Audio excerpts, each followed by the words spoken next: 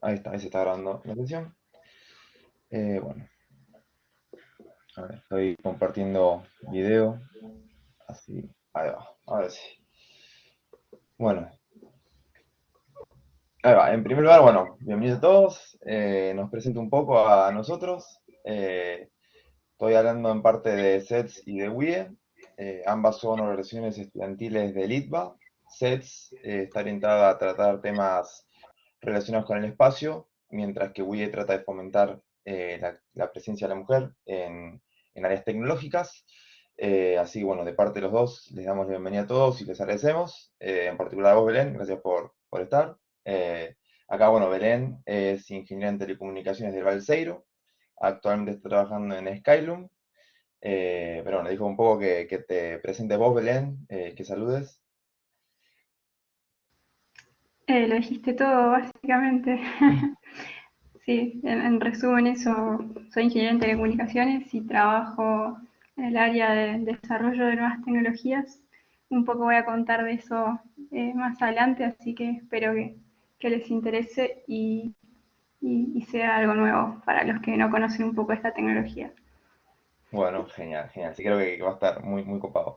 Bueno, si querés primero, antes de arrancar la presentación, les cuento los demás. Vamos a hacer primero una especie de charla, entrevista para nada, conocer un poco y que nos cuente un poco de la participación por ahí de la mujer en todo este tema, en esta industria espacial. Y después, bueno, sí, te dejamos la palabra para presentar. Así que, bueno, si querés primero arranco con la primera pregunta, así como, digamos, qué te interesó, qué te incentivó para meterte en la industria espacial? ¿Fue algo así que se dio o ya de chica lo querías? Buena pregunta.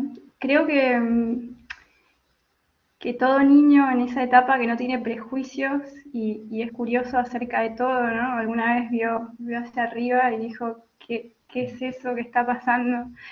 Y, y siempre uno quiere tratar de entender, o al menos es lo que a mí me pasa, esa, ese deseo, esa curiosidad natural por entender el cómo de las cosas, que es un poco creo que lo que después de grande me di cuenta que en el área científica está asociado con la tecnología, el desarrollo de la ciencia, etcétera. Entonces te puedo decir que de niña fui una persona muy curiosa en general, cualidad que por suerte conservé también ahora. Entonces, impulsada por la curiosidad, a mí me interesan muchísimos temas. Lo espacial era uno de esos temas, pero la verdad es que no me vi necesariamente en lo espacial hasta que estaba terminando mi carrera de ingeniería en telecomunicaciones. Es tan amplio lo que uno puede hacer dentro de la ingeniería que creo que imaginándome en varios lugares, la tecnología hubiera estado cómoda y lo espacial como que vino a decantar un poco después. Quizá también Claro, dado por la oferta y por la posibilidad. claro. Y Sí. el hecho de que te guste el espacio y más, ¿impulsó un poco la carrera que elegiste o no? Eh, la carrera tuvo varios factores. Uno de ellos creo que era que se estudiaba en el Instituto Balseiro y siempre Mm, tuve las ganas de estar en ese lugar. Lo conocía de chica, de nombre. En el secundario tuve la posibilidad de ir por una beca de enseñanza media, que de hecho si hay una persona de secundario es una beca que se da para que conozca el instituto en base a una monografía, un trabajo escrito, y la verdad que es un lugar en el que se respira ciencia, se respira conocimiento, todo el ambiente te motiva a trabajar, a conocer, a estudiar, a aprender. Y creo que, mira, realmente pensé más dentro de las carreras del instituto, cuál es la que tendría, me sentiría más cómoda en base a las materias que tiene, sabiendo algo de telecomunicaciones, sabiendo que el mundo realmente estaba movido, en parte por eso hoy en la actualidad el mundo como lo conocemos se transformó a la era digital, y dije, mm, quiero entender cómo funciona el mundo en el que vivo, básicamente, porque todos usamos claro. medios y no todos sabemos cómo funciona. Entonces, curiosidad, ganas de saber cómo funciona en donde estoy parado hoy, digo ingeniería en telecomunicaciones, y dentro de las telecomunicaciones la parte espacial es una parte de la infraestructura que después vine a Mm, entender bien de qué se trataba, porque uno por ahí sin meterse un poco en detalle se pierde un poco de qué es estar ahí, qué se hace, cómo se hace. Es Claro, muy amplio, sí. está bien. Y igual por lo que tengo entendido, no habías arrancado directo con telecomunicaciones en el Balseiro, ¿no? Habías arrancado, si no me equivoco, con industrial. Sí, y no en el Balseiro, porque para entrar a ese lugar, cada persona que tiene ganas de entrar tiene que cursar el ciclo básico de alguna carrera Claro, afín, ya sea de física o ingeniería. Entonces, tenés que hacer sí o sí alguna otra antes, aunque sea un pedacito, no 5 años como hice yo, digamos, no hace falta, pero puede hacer los 2 primeros años teniendo las matemáticas y las físicas básicas para poder entrar. claro. Y el tema del Balseiro, ¿es tan difícil entrar y estar como a veces se piensa o cómo es? O sea, yo porque no conozco mucho así, vos que ya estuviste ahí, yo no estuve, por ahí nos podés contar algo Sí, mejor de lo que es estudiar ahí. sí. Uno que ya la pasó dice no es imposible porque ya entraste y terminaste, ¿no? Pero quizá Claro, antes de entrar, sí, tenía como esa idea de que era un lugar para genios o para gente que era muy obsesionada con aprender. Y no necesariamente yo me incluía dentro de esa categoría, pero lo cierto es que, a ver, el examen consiste en un global, digamos, que toma todos los ejercicios complicados de los libros de análisis matemático y física mm, y geometría del ciclo básico y te hace realmente sí, pensar y ver si entendés los fundamentos. Te tenés que manejar mucho con el tiempo, ¿no? Porque tenés un cierto tiempo corto para resolver una cantidad grande de ejercicios. El examen se rinde en muchas subsedes del país y en algunos otros países de Latinoamérica también. Y solo hay 15 lugares por carrera. Son 4 carreras en total: física, ingeniería nuclear, ingeniería mecánica e ingeniería en telecomunicaciones, que es la más nueva de las carreras. claro. Entonces, digamos, tenés que pasar ese escrito, después tenés que pasar una entrevista oral, en donde un poco te perciben si vas a poder o no con el ritmo, porque al tener una beca de estudio, Claro. tenés que cumplir ciertos requisitos para poder continuar. Es una dedicación exclusiva. Entonces, si te preparas muy bien, yo creo que podés entrar y si tenés como un ritmo de estudio que incluso yo quizás no lo tenía, pero lo vas incorporando a medida que estás ahí, puedes Mm, continuar. Realmente requiere cierta dedicación y depende de las capacidades, ¿no?, de cada uno. Algunos estaremos más tiempo estudiando que otros, pero digamos, prepararse mucho para el examen e ingresar y sostener el ritmo sería como algo que una persona, creo que la base está en realmente querer hacerlo. O sea, si no estás convencido, yo creo que abandonás en el camino porque requiere mucha dedicación. claro, Más que genialidad, como ganas, sería mi, claro. mi conclusión. Sí. Ok.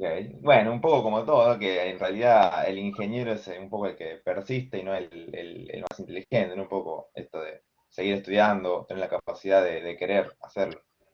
Y Sí, que bueno, la metodología del instituto aparte no es que sepas de memoria, los exámenes son con claro, internet, muchos, con todos los libros abiertos, con tu carpeta, como te enfrentás en la vida a un problema de ingeniería. O sea, a mí nadie me dice, para resolver este cálculo de enlace, no googlees ni una palabra, ¿no? O sea, hoy la claro. ingeniería de la información está tan accesible, obviamente uno teniendo los fundamentos claros lo hace en un tiempo mucho más corto, porque no tenés que ponerte a aprender sobre la marcha. Igual terminás aprendiendo sobre la marcha también, pero te quiero decir que, que un poco la idea es acercarte más al mundo de la ingeniería como es hoy, y eso está bueno.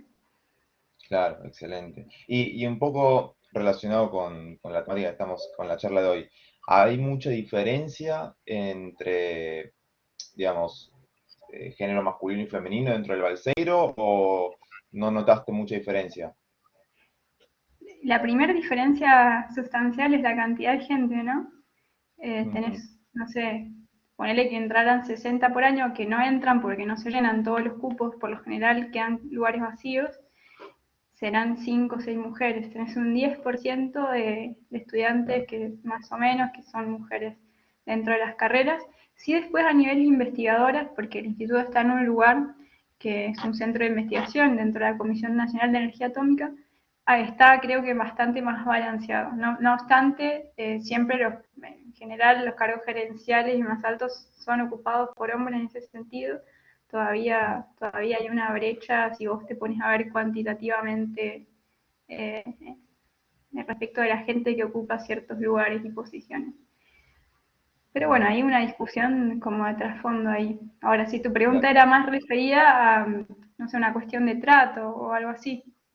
A todos, o sea, un poco te iba a decir si esto, como decías que había diferencia numérica, si también te iba a preguntar de si qué faltaba por ahí para que más chicas o más mujeres se metan a estudiar, pero sí, obviamente cuestión de trato, si Mm, sentiste algún impedimento en algún sí. momento por ser mujer. No, ciertamente no. Eh, Creo que todos los que estamos ahí tenemos como el mismo objetivo, que es terminar y pasar esa etapa que realmente cuesta mucho, digamos, estar ahí y sostener el ritmo, y se hace un Claro, sentido muy grande de comunidad. Entonces, es eso, es una comunidad, es una hermandad, los amigos que haces ahí los tenés después para siempre porque superaste una etapa como muy particular. Sí te puedo decir que quizás eso incluso lo viví antes, en la facultad acá, en una facultad más conservadora, ingeniería industrial, ingeniería en petróleo, ingeniería civil. Ibas a la claro, clase de estática y resistencia de los materiales y te equivocabas en algo, no, usted vaya a la clase de costura, ¿qué hace acá? O sea, ese punto, pero también te tenés que poner en la cabeza de esa gente, gente de más de 60 años, estructurada de una manera, que piensa de una claro, manera y que no necesariamente es gente científica que se pregunta las cosas de la vida, sino es gente que aplica una regla. Entonces, no puedes pretender quizá una apertura de alguien tan estructurado en ese nivel. Siempre, para mí, las cosas se pueden hablar, se pueden decir y hablando siempre te vas a entender. Entonces, para mí, como hay como un consejo ante esas situaciones, hablarlo y no necesariamente desde el lado contrario, desde el lado opuesto de la vereda, sino desde la comprensión y el entendimiento claro, desde dónde venimos, de dónde venimos, de qué estructuras, de qué pensamiento, de qué cabeza. Y en base a ahí, ver hacia la construcción, no hacia la destrucción, no hacia el enfrentamiento. Porque si vos claro. ahí te enfrentás, probablemente al estar en una situación de desventaja, te quedes atrás. Mm. Entonces, si vos hablás, yo creo que ahí se puede direccionar un poco hacia un Sí, punto obvio. común. Sí, igual también opino como vos que no es lo mismo por ahí hablar con alguien de, no sé, 30 40 años, que por ahí tiene otra mentalidad, con alguien de 70 60 que por ahí ya vivió toda su vida de cierta forma, cierta estructura, y querer cambiársela rápido es difícil. Pero ahí me apoyo mucho en las comunicaciones, hablando de las telecomunicaciones. Vos tenés Mm. un mensaje que va por un canal y llega a un receptor. Para que, Claro, para que la comunicación se establezca, tenés que hablar bajo ciertos parámetros. Si vos te puedes adecuar a esos parámetros, seguramente el mensaje llegue. Entonces, está en la forma en que decís lo que decís también. Por eso digo, sí, bueno, más difícil, requerirá una modulación más complicada, un coding más complicado, pero finalmente podés hacer que el mensaje llegue. Entonces, claro. hablar y desde el no enfrentamiento necesariamente, pero con firmeza, digamos. Tampoco es soportar cualquier circunstancia, sino tener No, como obvio, no esa... dejarte pasar por arriba. Bueno, sí, sí, sería una cosa así, sería una cosa así. Pero si no te Claro. metes como en ese juego, no hace falta caer en esa postura. Es más, te lo digo ahora, 10 años después. Obviamente que Ujú. en un momento así te agarra un odio que querés salir corriendo, pero bueno, con calma yo creo y después racionalizar mejor las situaciones y entender. Claro. En el Instituto Balseiro no, creo que no suceden esas cosas, es un lugar de mente mucho más amplia en general. Ujú. Ah, ok. ¿Y vos hace cuánto ya te recibiste del balsero? Yo me recibí en 2019 del 2019. Ah, instituto, está bien. Y, recientemente. claro, justo pre-pandemia, digamos, se podría decir. Fuimos la última fiesta, creo que este año vuelven. Bueno, bien, No bien. preguntes, por las dudas no preguntes de esa fiesta. Ok, Eh, ok. sí, no. No pregunto, eso para otra charla. Otra charla fuera de sets, Sí, sí, sí, perfecto. totalmente. Sí. Y escúchame, ¿y en Skylum hace cuánto estás ya? Bueno, A mí me pasó, y en realidad muchos de mis compañeros, que no estábamos ni terminando y ya teníamos como varias puertas laborales abiertas, y en ese Mm, sentido no alcancé a recibirme para entrar a Skyroom. ok, Digamos, tenía opciones en empresas de telecomunicaciones y tenía opciones de investigación también, tanto para quedarme ahí como para seguir investigando en otro lado. El instituto está muy orientado a la investigación. Realmente claro, tiene un perfil muy fuerte en la ciencia básica y después mucha gente se dedica a la investigación una vez que termina. Y bueno, fue ahí la duda entre la industria y la investigación, y Skyroom fue una buena opción. La locación era en Buenos Aires, de la sede en su momento, yo tenía ganas de estar en la capital, y bueno, se dieron muchas cosas.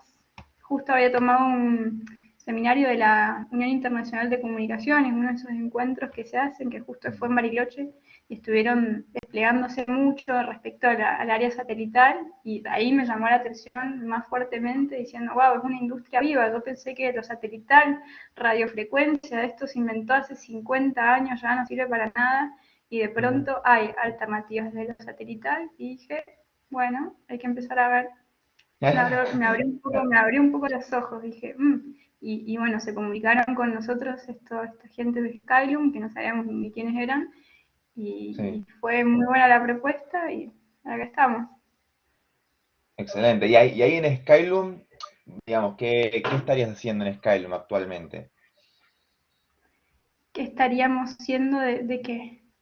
No, vos, o sea, en Ah, Skylum, ¿qué estás haciendo vos, Belén, ahí ah, en Skylum? bien, yo hago un poco de todo. No, Ok, digamos, al tener un perfil más bien de investigación, más sí, tirando a lo científico en cierto punto, eh, me encargo del desarrollo de nuevos productos por un lado, por el otro de aplicaciones de nuevas tecnologías en los productos que ya existen, y por el otro en ver mapas de tecnología, diseñar enlaces de comunicaciones. Ya vamos a ver qué particularidades tienen estos enlaces, pero básicamente estoy en el concepto, en la idea, bueno, necesitamos hacer esto. Estoy ahí en el cómo vamos a empezar para direccionar los esfuerzos de ingeniería hacia claro, la aplicación, hacia el lugar que queremos ir. Sería una especie de ingeniería en sistemas, porque ves todo a alto nivel, pero quizá un nivel antes a nivel concepto, en decir, bueno, conceptualmente, ¿cómo bajamos esa idea del mundo de las ideas a la realidad física? ¿Cómo organizamos los recursos para que eso suceda? ¿Y cómo los organizamos en el tiempo con todos estos otros proyectos que también están circulando, por suerte? Empezamos claro, siendo 20 en una empresa muy chiquita. Cuando yo entré, tiene 4 años creo en total la empresa, eran 5. Cuando nosotros llegamos, digo yo y dos compañeros más, fuimos 20, y ahora somos los 70, 80, 90 y contando. O sea, ha crecido mucho en estos 2 años, por importante. suerte. Sí, Sí. y me imagino Todos, que la también mayoría los ingenieros, proyectos cada vez van siendo más, 95. ¿Cómo? y que calculo que también los proyectos cada vez van a ser más grandes y demás, van creciendo más. Más grandes y demás. O sea, pasamos de una pequeña producción a producir en media escala, probablemente a una escala mayor dentro de poco, y a su vez diversificando líneas de productos en distintas aplicaciones, lo cual, bueno, es mucho trabajo para mi parte, que tengo que pensar cómo se van a adaptar a nivel conceptual, ¿no? Después hay un grandísimo equipo de ingeniería, son 95% ingenieros, una cosa así, casi no hay de otras disciplinas dentro de la empresa.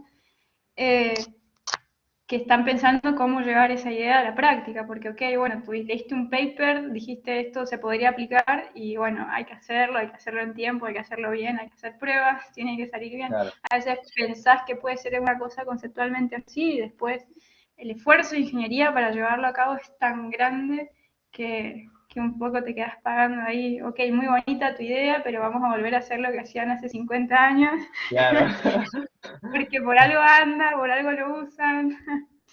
Sí. Así que nada, en ese sentido es divertido, es innovador, es motivante, pero bueno, a veces es irrealizable. Y ahí está el trade-off entre la gente muy optimista y la gente que sabe de ingeniería. Igual ahí se da por ahí en tu laburo esto de dejarte probar ciertas cosas nuevas y demás, o como decías vos, te hacen volver a lo que ya andaba, no cambiemos esto? Es una industria muy dinámica. Realmente hay mucha competencia en el sentido de que hay muchos proyectos para meter terminales de comunicaciones ópticas, que es básicamente Claro, el diseño del concepto en el que trabajo, va muy rápido porque se trabajaba con agencias gubernamentales que tienen unos plazos muy cortos, entonces, bueno, sí, por ahí no llegas a planear tanto y probás dos o tres caminos en simultáneo, al final converges en uno, pero en principio sí, se pueden probar cosas que, como un poco iba a contar en la charla, también tiene que ver con cosas que existen en la Tierra y cómo espacializar esas cosas. No claro, necesariamente es una idea hiper cabeza de innovación que salió de una galera, sino es, bueno, a ver, para, si en la Tierra hacen esto, ¿lo podemos llevar al espacio en corto tiempo? Y, pero esto no está probado a radiación, esto no soporta la temperatura, y bueno, le ponemos un control térmico y lo cubrimos con una capa de aluminio, ok, dale. claro, Buscar esa solución de trade-off entre lo que puede salir rápido adaptando lo comercial, ¿no? Sería un poco claro. así. Claro, porque me imagino que por ahí los requerimientos que tiene llevar cosas al espacio y más son mucho más estrictos por ahí que algo que está acá, ¿no? En superficie. Y tenés otro ambiente, ¿no? Si vamos a hablar de ambientes, depende de la órbita, tenés cierto rango térmico que cumplir, Mm, ciertas fallas debidas a impacto de partículas de alta energía, tenés un ambiente de radiación establecido, y que me falta condiciones de vacío. Muchos claro, dispositivos no están probados al vacío y por ahí, no sé, tienen algo adentro de una cápsula, un sello que no resiste. Esas cosas tienes que tenerlas un poco en cuenta o no. Decir, bueno, no hay otra. Traer, comprar 5, meter a una cámara de termovacío y fíjate si revienta o no. Y bueno, eso es interesante. Obviamente no es la idea de desaprovechar ni desperdiciar ni perder recursos, pero quizá no, un dispositivo que está probado cuesta, no sé, X dólares, un dispositivo comercial que probaste vos, rompiste 5, le diste la vuelta y te gastaste 50 veces menos, todavía es un negocio que funciona. de ahí tema plata calculo que, que es difícil. Y por ahí, Sí, para alguien, digamos, como yo, como por él, algunos de los que están acá presentes en la charla, que estamos estudiando y todavía no arrancamos en el mundo laboral, esto que vos decías de tener todo libre que vos podés investigar y para aplicarlo, ¿qué tan difícil es o qué tanto tenés que investigar por tu cuenta a la hora de cumplir lo que te piden, por ejemplo? igual voy a hacer un stop acá. Justo este trabajo tan amplio, yo creo que no es algo tan común tampoco. Digamos, por lo Sí, general uno suele como entrar a un área más específica, tipo diseño de placa, de conector, de sustrato, de PCB, o como uno por ahí va bajo una guía en algún tema más específico. Ahora bien, si tenés como esa posibilidad de desarrollar o crear un concepto, o incluso los mismos que hacen algo específico, pero tienen que meter una innovación, yo creo que sí, tenés un gran porcentaje de investigación en lo que haces. claro, Depende de la época del año o del tipo de proyecto. Yo leo papers todas las semanas seguro. No te voy a ah, decir claro. todos los días, pero todos los días consulto libros. Mm, Eh, y papers, sí, es que tenés una duda y tenés que caer en el state of the art de la tecnología y después sí, cuando ya empezaste a aplicar, tenés una charla directa con el proveedor, ¿no? Vas a claro, decir, ok, te quiero comprar esto porque creo que puede servir para esto y esto lo cumplís, no lo cumplís, ¿cómo podemos hacer? ¿Se puede mejorar o no? Y ahí empieza como más con pasás de paper a datasheet, sería mm, esa la transición, sí. claro. Bueno, el famoso seguir estudiando siempre, básicamente.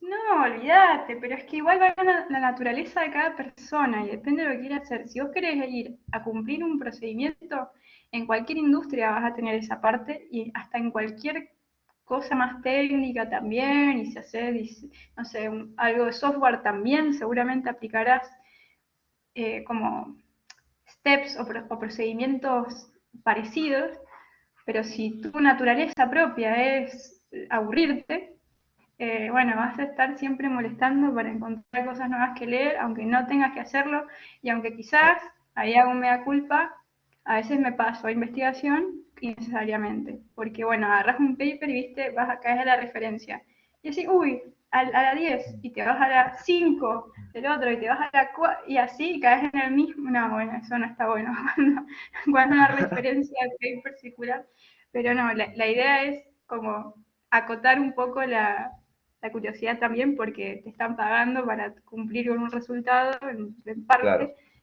O sea, uno se lo toma como un juego, pero en realidad es tu trabajo, entonces tenés que como acotar en ese sentido. Sí, sí. claro, está bien, está muy bien. Y bueno, por ahí ya, si querés, viendo la hora, te hago unas últimas preguntas y ya compartís. Dale. Em, a ver, estoy viendo acá. Acá, unas preguntas, porque tenemos como una lista de preguntas para que tenemos. Algunas son por ahí del público, digamos, que habían puesto, otras son nuestras.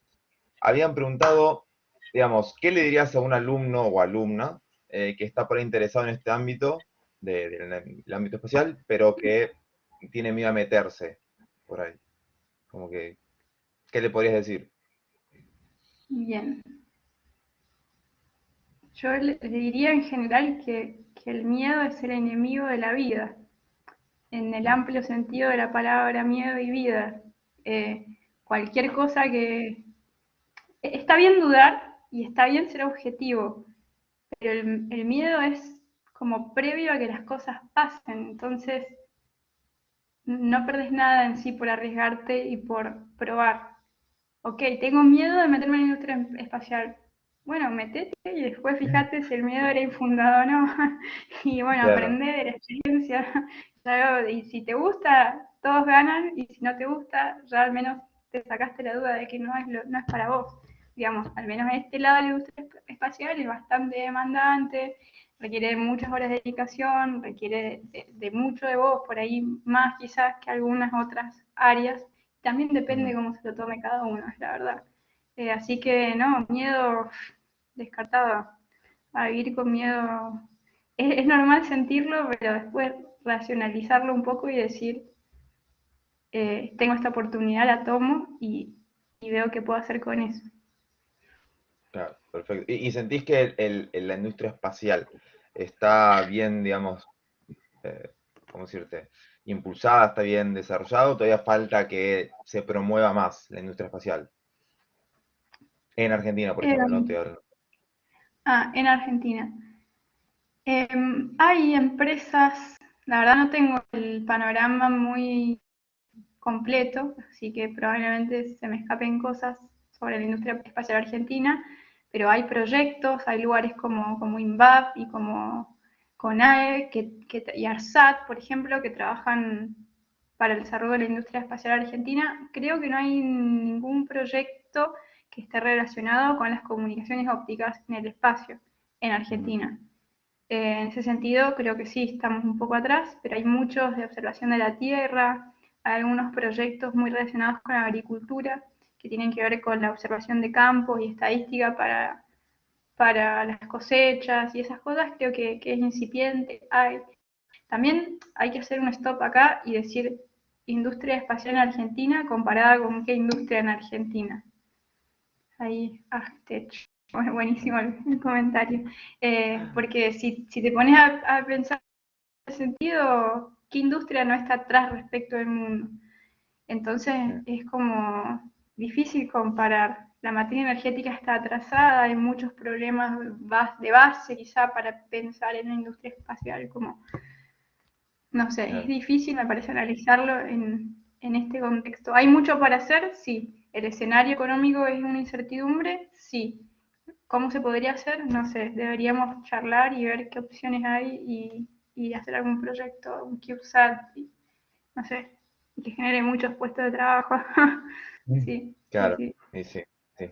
Bueno, y si querés última, así ya no se nos va a dar y te dejo compartir. Particularmente en Skylum, que es donde vos trabajás, ¿sentís que a la hora de, bueno, vos dijiste que los puestos por ahí ves más gerenciales a los hombres, pero a la hora de entrar a Skylum y oportunidades, hombres y mujeres tienen igual oportunidad de entrar a Skylum o ves una también diferencia ahí? No, yo creo, sí me hicieron una pregunta cuando entré, que fue, ¿cómo te sentís en un ambiente laboral que está principalmente completo con hombres? Y yo dije, Ujú, es la historia de mi vida en ingeniería, porque realmente uno lo vive así desde que ingresa y un poco se va acoplando a esa dinámica. claro, No sé mucho cómo sería otra dentro de la ingeniería, porque es la única que conozco y me he acostumbrado a trabajar de esa forma. No he sentido una diferencia. Sí, obviamente a nivel persona a persona, cada persona es un mundo en sí mismo y tiene sus formas y sus ideas y sus maneras de pensar, pero no es, digamos, lo que representa a una organización. Dentro de la organización creo que la estructura es bastante horizontal en ese sentido y todos podemos hablar con todos y me siento cómoda. Sí hay menos claro. mujeres, obviamente invito a las mujeres a que manden su CV de Skylum, a los hombres también, pero primero a las mujeres, porque no hago favoritismo. No, no, mentira, estoy jodiendo. Eh, pero sí, somos menos. Claro. Sí. Pero te sentís a gusto, digamos, no es que es algo raro, o sí. Es la vida misma, como te digo, o sea, no va a cambiar en una muestra dentro de una empresa, pero es un ambiente de mente muy abierta. Te puedo decir que hay poca gente con la cabeza cerrada y eso está bueno, siempre puedes hablar. Claro, está bien. Bueno, buenísimo, bueno, genial, creo que estuvo muy interesante. Ahora si querés te dejo que compartas la presentación y obvio también acá aprovecho por si alguien quiere hacer preguntas y demás que las dejen en el chat y las vamos leyendo. Y bueno, si querés ahora te dejo compartir y cualquier pregunta que tenga la gente que la escriba por el chat y te la hago después Dale. cuando termine. Sí, sí, no se asusten, es corta la presentación y bueno, espero que traiga temas interesantes de los cuales puedan surgir algunas preguntas y podamos charlar un ratito de tecnología. Genial, genial.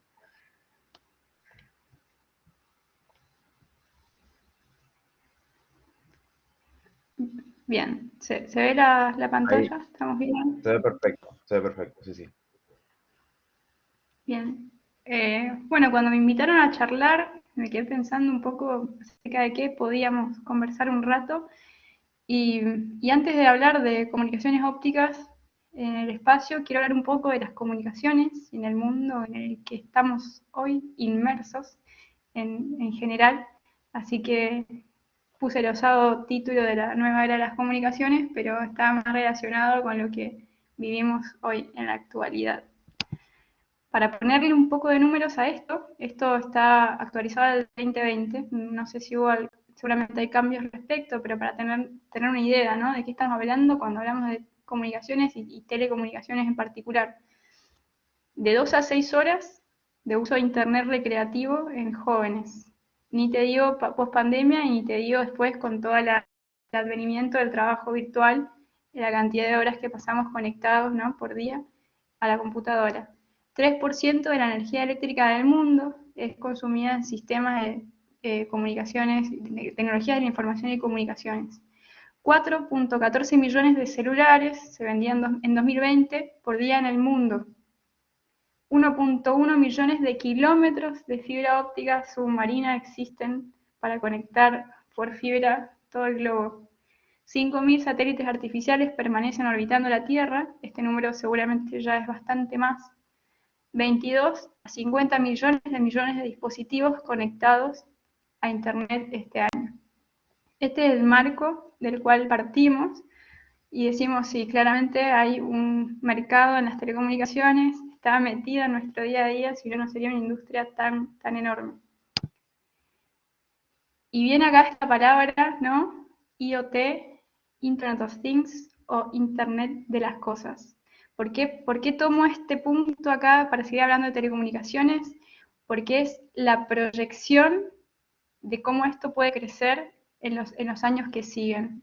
Hasta ahora hablábamos de uso personal, gestión de algunos recursos, algunas fábricas, industrias con procesos digitalizados que se interconectan y envían información, pero la tecnología, la idea engloba la comunicación entre procesos, personas y cosas se resume en esta idea de Internet de las cosas, en donde principalmente hay nuevas capacidades de supervisión. ¿En qué sentido? En que si bien el uso personal va a tener un gran crecimiento porque van a haber más dispositivos por persona, pasamos de tener un teléfono a tener un teléfono y un reloj o un sensor que pulse nuestros latidos, por ejemplo, que los vaya censando. En el momento que haya un problema, automáticamente llama una ambulancia que por GPS indique la información exacta sin que vos tengas que llamar ni nadie de emergencias. Todas estas cosas ya existen, pero se van a englobar en este concepto de Internet de las cosas que suma a estas cosas y personas también la gestión de procesos. Es decir, automáticamente mirando desde el espacio un cultivo, se va a ver la humedad de la tierra y los requerimientos de riego artificial, teniendo en cuenta el clima y las producciones de clima, y ese mismo proceso va a gestionar los sistemas de riego, por ejemplo. Entonces estamos hablando de que Internet de las Cosas tiene una gran proyección en el ámbito industrial, en donde con sensores más baratos y dispositivos más económicos que se conectan a esta red global, hay nuevas capacidades de supervisión de todo, procesos, cosas y personas. Entonces dijimos, bueno, no sé cuántos millones de dispositivos, estamos esperando no sé cuántos otros millones de dispositivos, tenemos una proyección, ¿no? Una evolución de dispositivos conectados a Internet en billones. O sea, si vemos ahí, un millón son miles de millones, 2030 estamos hablando de 25 billones o miles de millones de dispositivos conectados a Internet.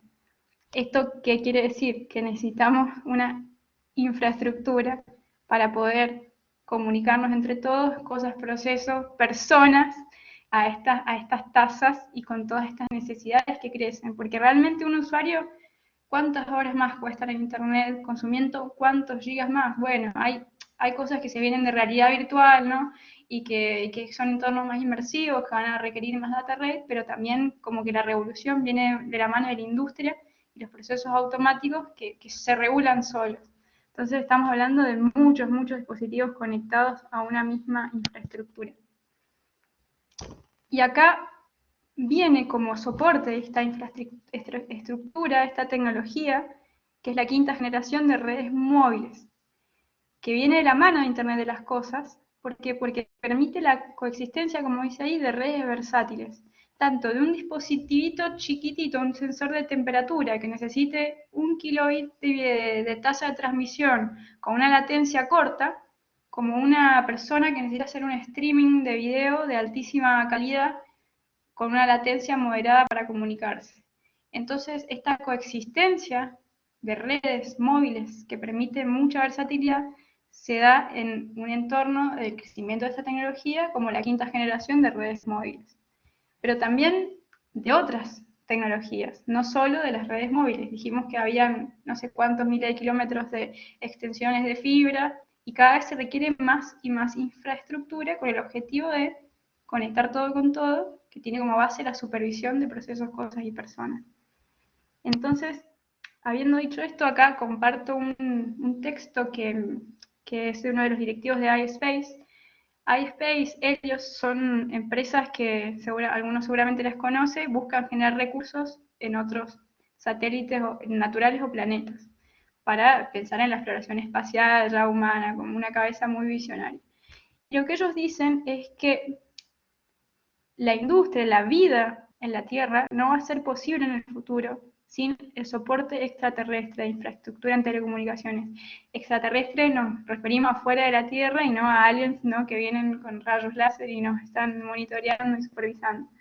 Entonces, que tiene mucho sentido con respecto a esto. La Tierra son recursos escasos, estamos en una época de cambio climático, mientras más monitoreemos y más optimicemos todos los recursos que tenemos desde los distintos frentes de optimización, mejor va a ser la vida para nosotros en la Tierra y tiene bastante sentido. Ojo que esto es una idea, después podemos criticar mucho estas ideas porque podemos ver cómo la industria espacial también va en detrimento de esto, pero tomémoslo como una idea y decir, bueno, necesitamos un monitoreo y una supervisión de recursos como que tenga soporte, ¿no?, desde también fuera de la Tierra. Y en base a esto, acá, bueno, comento otra cosa que requiere soporte no de la Tierra, sino que justifica también este soporte fuera de la Tierra de comunicaciones. En este caso indico una misión, que es la misión Artemis de NASA. Esta imagen está gentilmente sacada de Wikipedia.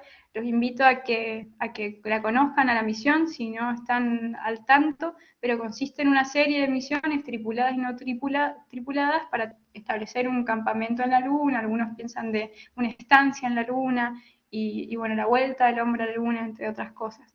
Estas misiones espaciales también requieren de esa infraestructura de comunicaciones fuera de la Tierra. O sea, no solo la Tierra misma, sino también la serie de misiones espaciales que agencias de gobierno y empresas privadas están pensando de acá en adelante. Entonces, vemos que la red terrestre se empieza a ampliar, necesita más infraestructura, más dispositivos conectados, más capacidades de supervisión, más versatilidad.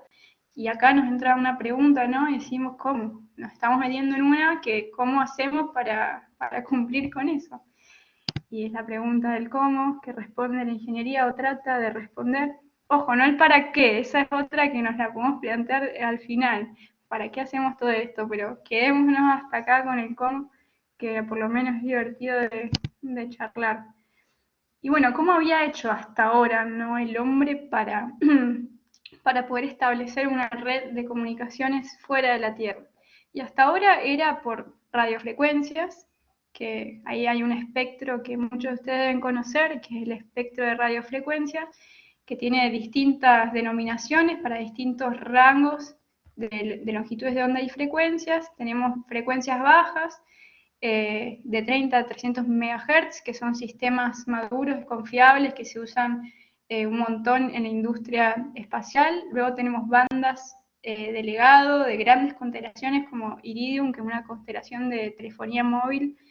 Tenemos bandas de telemetría y telecomandos para satélites, que son las que intercambian la información básica de control, ahí en banda S, que se llama de 2 a 4 GB. Hay muchas aplicaciones en todas estas bandas. Banda K es un poco el estado del arte para satélites grandes, porque tiene un espectro menor congestionado. Digamos, al principio se donaban los espectros de menor frecuencia, que eran tecnologías más accesibles.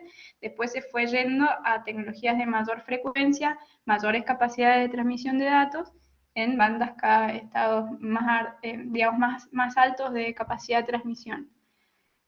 ¿Cuál es el límite acá de RF? Que son decenas de megas por segundo, aproximadamente, y bueno, hay límites en bandas superiores en hasta 1 giga, por ejemplo. Estamos hablando de ese orden. Y si estamos hablando de millones y millones de dispositivos interconectados todos con todos, por todos lados, requerimiento de comunicaciones de acá a la Luna y todo este contexto global, nos estamos quedando cortos un poco con el RF. Y de pronto acá decimos, bueno, pero pará, si en la Tierra tenemos comunicaciones de mucha más tasa que esa, digamos, el internet de mi casa, quizá tiene algunas decenas de megas con suerte, tampoco es tan así, pero bueno, ¿cómo funciona? ¿Por qué en la Tierra, por qué en la Tierra sí, digamos, y en el espacio no? Sería la pregunta. Y acá nos metemos, antes de meterme en particular en la tecnología óptica, quería poner un cuadro también rodado de Wikipedia acerca de los récords de transmisión de información por fibra a lo largo de los años. 2009, 15.5 terabits de información por segundo. Una pregunta. Bueno, ya ahí después la contestamos. Terabit, estamos hablando de un orden más que gigabits, o sea, sería la 12, 10 a la 12.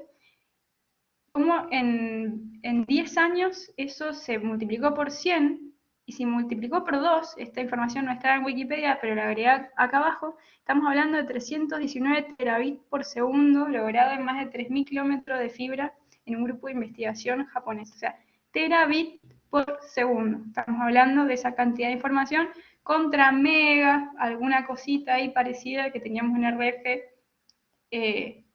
en el espacio. Recapitulemos.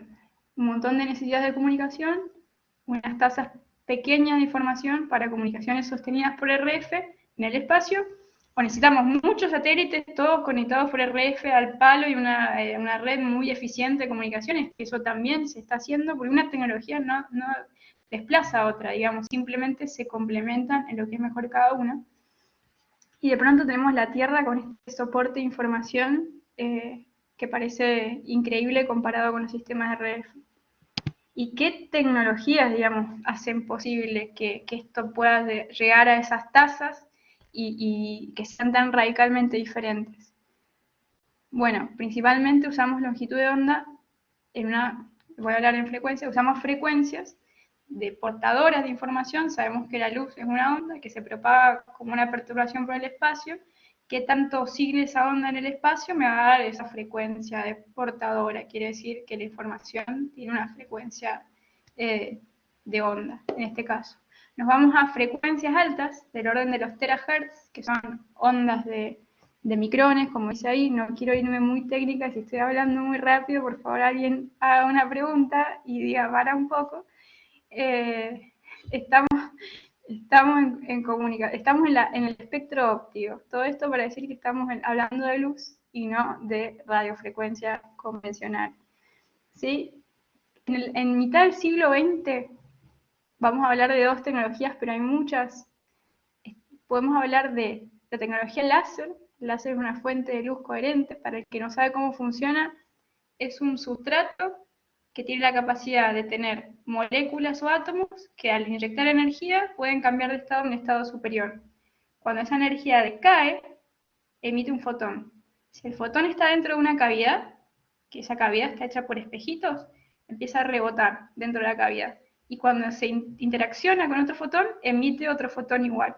Entonces, ¿cuál es cuando están orientados de cierta manera y polarizados, queda rebotando ahí hasta que la energía es suficiente para salir por el acoplador y generar un beam de un montón de fotones que tienen todas las mismas características. Por eso dice que es un beam coherente y direccionado, porque se estimularon en una dirección en particular, se juntaron un montón de fotones iguales, y ahí tenemos la fuente de luz láser, que es una longitud de onda muy, muy acotada respecto a una lámpara o una fuente de luz natural que tiene un amplio espectro. Entonces, con luz concentrada en una sola banda de frecuencias, se puede transmitir información por medio de la luz.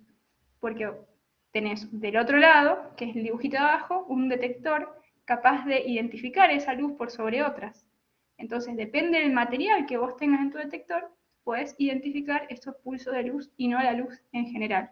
Entonces, a través de la modulación más simple en comunicaciones ópticas, apagar y prender esa luz del láser, modificando las propiedades de la cavidad o poniendo un dispositivo al lado que interfiera constructiva y destructivamente esa salida, generar los pulsos de información que se detectan en este detector que por efecto fotoeléctrico, ¿qué hace? Recibe un fotón, se polariza esos electrones y genera una corriente proporcional. Esa fórmula I igual a RP es la responsividad del detector, P es la potencia óptica y es la corriente que se produce. Entonces, con este par de elementos desarrollados en mitad del siglo XX, tenés una fuente de luz muy coherente, un dispositivo, un sustrato que depende del material, puede entender esa luz particularmente y no otra, y esas modulaciones, prendidos y apagados, que pueden ser muchas otras, pero esta es la más fácil, hacen posible la transmisión de información por medio de luz. En una fibra, en este caso, porque es un medio guiado. Entonces voy a avanzar, así no los duermo. ¿Qué pasa en el espacio? Ok, bueno, Belén, todo bien, vos tenías una fuente de luz y un detector en un medio guiado, ¿y cómo haces para hacerlo en el espacio? Porque ahí vos metías algo en una fibra, la fibra se conducía por un tuito y llegaba hasta el detector, todo bien, eso pasa en la Tierra. Bueno, en las comunicaciones ópticas, vos tenés una fuente de información, que también es una luz de láser, tenés un encoder y un modulador que hacen perdón, la fuente de información, como está escrita en este diagrama, es la información digital. La fuente óptica es la que está abajo, donde dice optical source. La información digital y la fuente óptica se combinan en este modulador que hace interferir los pulsos de luz, pasan por un amplificador óptico, pasan por algún sistema que direcciona la luz en el espacio, ya vamos a ver cuál. La luz viaja por el espacio en el canal de información y se recibe en una cadena de detección con un fotodetector para simplificar y no ir muy lejos. Por el espacio viaja la luz con una cierta direccionalidad Y depende del tipo de órbita, si apunta a la Tierra o no, el canal tiene ciertas características que no voy a contar mucho, pero básicamente la luz es muy direccionado y uno de los principales problemas para encontrar otro satélite es cómo apunto esta luz a un satélite que está, por ejemplo, a 5.000 kilómetros. Entonces acá vienen distintas maniobras que se hacen, lo menciono simplemente para decir los sistemas, los subsistemas, esas terminales ópticas tienen que tener un sistema particular apuntarse con el otro, tienen que saber comunicarse en alguna maniobra, alguna estrategia, alguna coreografía, de decir, bueno, yo te apunto de una cierta manera, te busco en el espacio, te escaneo, recibo del otro lado el haz de luz y así me logro comunicar con vos hasta que la maniobra converge. Eso es lo que se llama maniobra de adquisición y los sistemas de comunicaciones ópticos en el espacio tienen que tener actuadores y sensores para poder realizar esto en particular. Acá les voy a mostrar nada más unas imágenes de un concepto de red fuera de la Tierra. Esto es órbita LEO, un montón de satélites conectados unos con otros en una red global. Satélite LEO que hace soporte en un satélite de relé GEO que está en una órbita más alta. Como el satélite GEO apunta a la estación terrena en la Tierra y como la estación terrena va al servidor de la Tierra y ahí se cierra el ciclo de las comunicaciones. Esto está sacado de la página de Skylum, es el concepto de operaciones de Skylum. Entonces ya quedan 2 diapositivas para finalizar. Dada esta necesidad y dado estos requerimientos de apuntarse con luz, que tiene que estar modulada y tiene que poder ser apuntada de alguna manera, una terminal óptica se comporta de 2 partes principales. Un backend digital, que maneja toda la información a nivel digital y se comunica con el satélite, y una parte óptica que agarra el haz de luz, lo direcciona en el espacio, lo apunta, se mueve con unos ciertos actuadores y sensores y establece la comunicación a nivel físico, digamos, pasa la luz por un frontend que manda la luz al espacio. Y acá les dejo un dibujito de todo este concepto mental, en qué viene, esto es un render o una foto, creo que es un render, de un diseño del cual participé y es el producto principal dentro de Skylum, la línea de producto principal de ahora, que se llama una línea Bigger de productos, lo que sería el frontend óptico de la comunicación, de la terminal de comunicaciones ópticas, es, ven como un caño, eso es el telescopio. La base del costado es un gimbal, un dispositivo que mueve y direcciona el telescopio. Y al costado lo que tenemos es el backend digital principalmente, o la caja electrónica, donde se gestionan todas las funciones que mandan información y mueven este cabezal óptico que se direcciona en el espacio, y lo que ven a la izquierda es el amplificador óptico. Entonces, en estos 3 elementos, de pronto se cierra ese concepto tan amplio digamos, esta terminal de comunicaciones se monta en un satélite y permite generar todas estas maniobras que venimos hablando y manda luz direccionada por ese cabezal tratando de emular, digamos, las condiciones de comunicaciones de la Tierra con diferencias en el canal, que si quieren podemos explayarnos un poco sobre eso. Así que en este concepto se cierra, digamos, la tecnología en la cual trabajo y espero que haya quedado claro de dónde venimos hasta llegar a una tecnología como esta y para qué o por qué o cómo sería la pregunta en particular. No quiero dejar de mencionar acá al Instituto Balseiro, ahí está la página, tienen un montón de información para acceder ahí y divertirse y cursos y cosas, si hay algún interesado. Y bueno, que es básicamente donde me formé para poder trabajar en lo que trabajo y ganar esa versatilidad que es tan importante en la industria, ¿no? Con un perfil bastante de investigación. Así que, sin más, espero que les haya gustado. Y si tienen preguntas, las podemos charlar. Bueno, Elena, mil gracias. La verdad que a mí me reinteresó. Yo anoté algunas preguntas. Acá vi que Federico Weiss también hizo una. Así bueno, si querés primero hago la pregunta de Federico y después hago las mías. Obviamente si alguien más tiene preguntas, por favor déjenlas por el chat y las voy leyendo. Acá Federico pregunta, ¿todo insumo o material para realizar proyectos en telecomunicaciones es importado? ¿Qué materiales son fabricados en el país? Bueno, acá por ahí no lo comenté, pero Skylum es una empresa que sus fundadores son argentinos, pero la empresa se radicó en Oakland, en California. Entonces, digamos, funciona más bien como una empresa estadounidense en ese sentido. Los materiales se consiguen de todo el mundo, hay materiales, depende del proyecto, puedes estar limitado a usar materiales de otros países, por ejemplo. La verdad que te puedo decir que el insumo más grande de Argentina es la cabeza y las obras de ingeniería. La mayoría somos argentinos trabajando dentro de este proyecto. Entonces, sí, a nivel materiales o insumos, podría decirte casi con seguridad que tiende a cero eh, lo que se usa en este tipo de tecnologías, que quizás exista, pero la verdad por una cuestión logística, al estar la sede planteada allá, eh, se consigue todo allá y sí, las obras de ingeniería son casi todas de argentinos. Hay gente de Estados Unidos y de otros países también trabajando, pero podríamos decir que obras de ingeniería sería el insumo recurso. Excelente. ¿Vos tuviste la oportunidad de ir a los laboratorios ya de Oakland o todavía no? Yo tengo un pasaje abierto, digamos, en cualquier momento puedo ir, por suerte.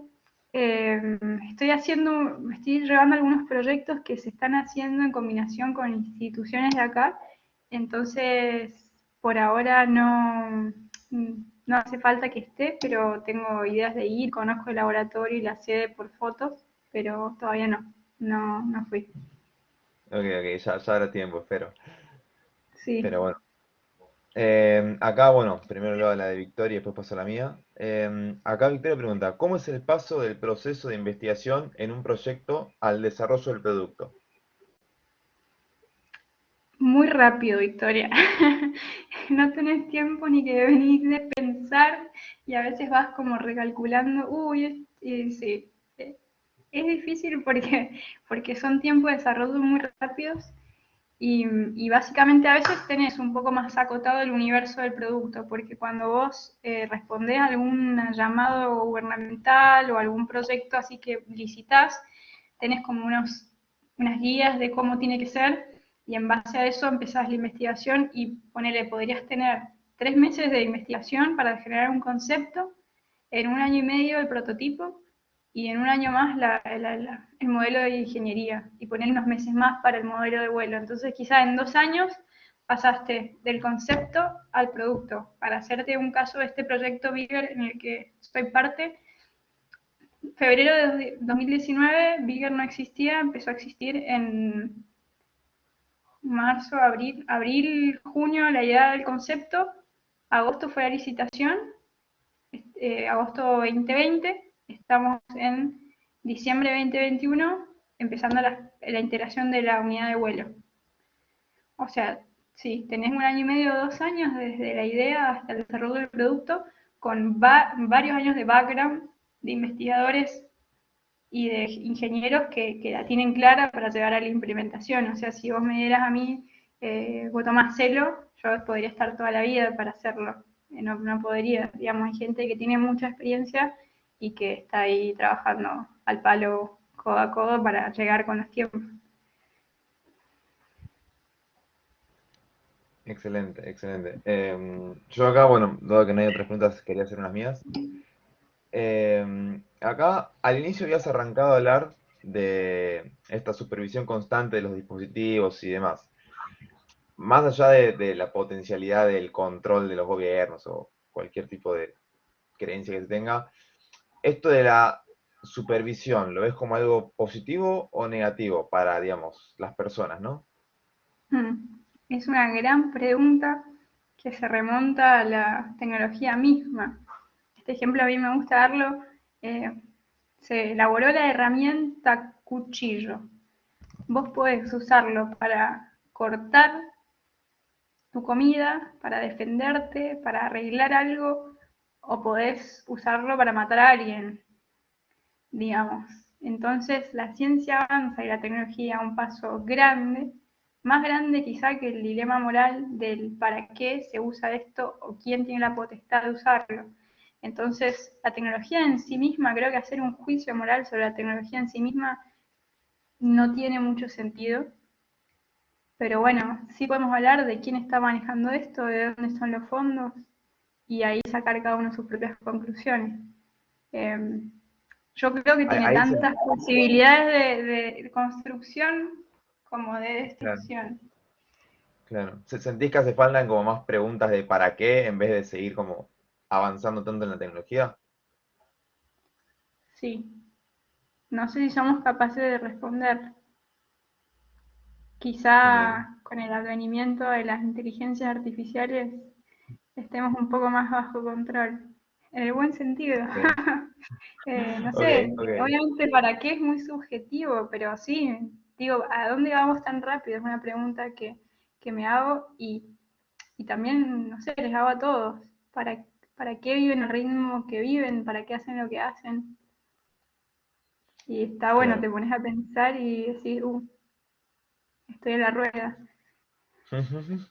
Y sí, y no para de girar, lamentablemente. Y acá otra pregunta que había notado era, vos en un momento mencionaste que en el futuro para vivir en la Tierra se va a necesitar mucho soporte espacial. ¿Pensás que por ahí en dicho futuro los humanos van a poder vivir fuera de la Tierra también? ¿O vamos a estar acá todo el tiempo? Esto es una opinión, ¿no? No tiene ningún fundamento más que así la intuición, pero digamos, esto que mencioné ahí, ese recorte es de iSpace, de gente que se dedica, que quiere, tiene su negocio puesto en generar recursos en otros planetas. Entonces, obviamente, te van a decir que sin soporte fuera de la Tierra no es posible vivir en la Tierra. Claro, Seguramente haya formas más amigables de coexistir con el planeta. Claramente con la superpoblación que existe de humanos, si no gestionamos los recursos de manera adecuada, nos vamos a ir todos por el caño, salvo los que puedan en 2050 tener una nave espacial e irse a vivir a otro planeta, lo cual en ese sentido podría ujú, ser un universo distópico, sería un grupo de gente viviendo en la Luna y un montón de esclavos acá matándose en la Tierra, pero no vamos a, no vamos a caer en ese mundo. Pensémoslo así, pensemos que la supervisión del espacio puede generar mejor uso de los recursos. Quiero apuntar a eso, quiero pensar que la tecnología se va a orientar a eso y, mm, y que va a ser mejor dentro de la métrica de mejor que vos quieras. El humano conquistará el espacio, quizás, ojalá. claro, perfecto. Y acá últimas preguntas de mi parte. Cuando estabas hablando de la comunicación por fibra óptica o por óptica, ¿cuál sería la distancia máxima que permite este tipo de comunicación? ¿Hay algún tipo de rango así como limitado o Voy a volver a una diapositiva. Fíjate ahí a la derecha que hay distancias. mm, ok, 7.000 kilómetros, pero igual esto depende mucho de las condiciones de atenuación de la fibra en particular. Por lo general una fibra tiene 0,2 dB por kilómetro de atenuación. Entonces, si vos mandas tanta potencia, la cuenta que se hace es, bueno, a ver, cada vez que mando más potencia es más caro. Entonces, mando una potencia tal que a, no sé, 300 kilómetros que está en la ciudad próxima, pongo una estación de amplificadores, regenero la señal y vuelvo a mandar. Entonces, más bien, si vos tenés una fibra que la puedes tirar de acá hasta el otro lado del mar, como se hace, bueno, calculan ahí la potencia que es necesario transmitir sin que se queme la fibra, porque tenés un límite de potencia que puedes transmitir, pero se atenúa muy poco, digamos. Pensá que el vidrio tiene un índice de refracción, no sé, 1, alguien que me ayude, pero es uno coma parecido al cinco aire y, y luego no atenúa salvo por imperfecciones, porque no toda la luz se mantiene contenida dentro de la fibra, porque hay microgrietas. Entonces la atenuación es poca, 0,2 dB Claro, por kilómetro aproximadamente. Ahora, vos decís para tener una fibra de acá hasta la órbita Leo, podría ser, no sé, no lo descarto. No, no sé, no, realmente estamos flasheando, pero ninguna idea es tan estúpida para ser descartada de una sin pensar. Ok, ok. Y en cuanto a potencia, digamos, ¿RF u óptica más o menos consumen lo mismo o alguna es ventajosa respecto a la otra? En En términos de principio potencia. la transmisión óptica tiene mejor tasa de bit por potencia, digamos, Ah, transmitida. ok. Pero igual depende un poco de la tecnología también, no, no te quiero engañar ahí. Sí, lo radical cambio es la tasa Claro. de datos que puedes llegar a transmitir con una y con otra. Y en teoría, si con sistemas muy eficientes, puedes tener tasas altas con poca potencia en contra de los 100 watts que puede consumir un sistema de comunicaciones de RF. Claro. O sea, se podría decir que en el futuro se va a tender más a este tipo de tecnología antes que fibra óptica, antes que RF, perdón.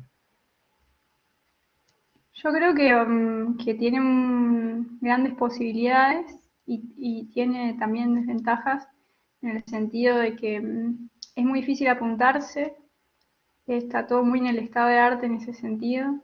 Entonces, sí, hay muchas pruebas de grandes tasas de transmisión entre satélites que bajan a la Tierra, o entre islas, o entre Leo y la Tierra. Es más, hay una prueba de comunicaciones ópticas desde la Luna, que es de NASA, y va bien. Digamos, en la medida que esto sea más, tenga más legacy y se hagan más pruebas, sí probablemente tienda a desplazar a los sistemas de comunicaciones de RF, pero el RF siempre va a seguir existiendo mientras sea mejor para cierta aplicación, no sé, redes de baja información muy seguras. Eh, Claro.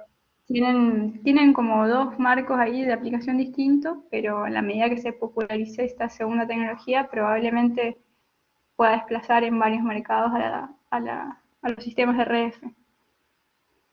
Genial, genial. Bueno, habrá que ver qué sigue el futuro. Pero de mi parte, yo ya no tengo más preguntas. No sé si alguien más quiere preguntarte algo, o vos que quieras comentar algo. Eh, Pero sí. no, bueno, si hay interesados en seguir conociendo, si quedan dudas después, quedan pensando algún tema, ya ahí está mi correo. Si necesitan algo, estoy siempre a Buenísimo. disposición de todos. Así que ahí abajito, nada, si necesitan algo, hay dudas de algo luego, ya saben dónde encontrarme. Estamos buscando ingenieros de firmware ahora, electrónicos. Eh, Así que si saben de alguien, bienvenido. Ok, perfecto, perfecto, me parece muy bien. Ahí ya están todos avisados. Pero bueno, si no me Ahí está. preguntas, te agradezco muchísimo, muchísimo el tiempo y la presentación, la verdad que muy, muy interesante todo. Y bueno, damos por concluida la charla.